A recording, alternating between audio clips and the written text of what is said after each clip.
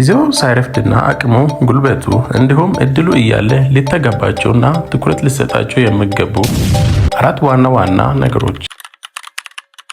ግላዊና ሙያዊ እድገት። ትምህርትና ክህሎት። የምትማረውን ትምህርት በጥራት ማጠናቀቅ፣ ከዘመኑ ጋር የሚሄዱ ተጨማሪ ተግባራዊ ክህሎቶችን ለምሳሌ ዲጂታል ስኪል፣ ኮሚኒኬሽን ወይም ሊደርሺፕ እና የመሳሰሉትን ማዳበር። የገቢ ምንጭና ፋይናንስ።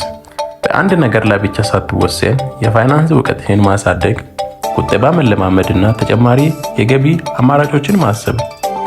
ሁለተኛ፣ አካላዊና አእምሯዊ ጤንነት። አካላዊ ብቃት ስፖርት መስራት፣ አኗኗርን ማስተካከል እና ጥሩ ምግብ መመገብ ነው። ልብ በሉ፣ ጤና አንዴ ከጎደለ በኋላ መመለስ ከባድ ነው። አእምሯዊ እረፍት። ከአስጨናቂ ነገሮች ርቆ አእምሮን የሚያስደስቱትና የሚያረጋጉት ልማዶችን ማዳበር። ሶስተኛ፣ አካላዊና አእምሯዊ ጤንነት። አካላዊ ብቃት ስፖርት መስራት፣ አኗኗርን ማስተካከል፣ ጥሩ ምግብ መመገብ ነው።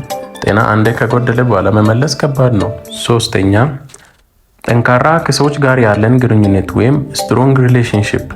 ቤተሰብ እና የህይወት አጋሪ ከሚወዱህ፣ ከሚያስቡልህ፣ አብሮህ ከሚራመዱ ሰዎች ጋር ያለህን ግንኙነት መንከባከብ፣ ጊዜ መስጠትና ግልጽ ውይይት ማድረግ ነው። ጥሩ ወዳጅ ወይም ኔትወርኪንግ ወደፊት እንድታድግ የሚያስቡ፣ የሚያበረታቱህና አዎንታዊ ተጽዕኖ ከሚያሳድሩ ሰዎች ጋር አብሮ መሆን። አራተኛና የመጨረሻ ዓላማና እሴት ወይም ቪዥን ኤንድ ቫልዩ። ራዕይ ላይ ማተኮር፣ የራስን ህይወት ግብ በግልጽ አስቀምጠህ በየቀኑ ጥቂትም ብትሆን ወደዚያ የሚወስድ እርምጃ መውሰድ። መልካም ስምና ታማኝነት። በማንኛውም ስራና ግንኙነት ታማኝ መሆን የሚገነባ መልካም ስም ዘላቂ ዋጋ አለው።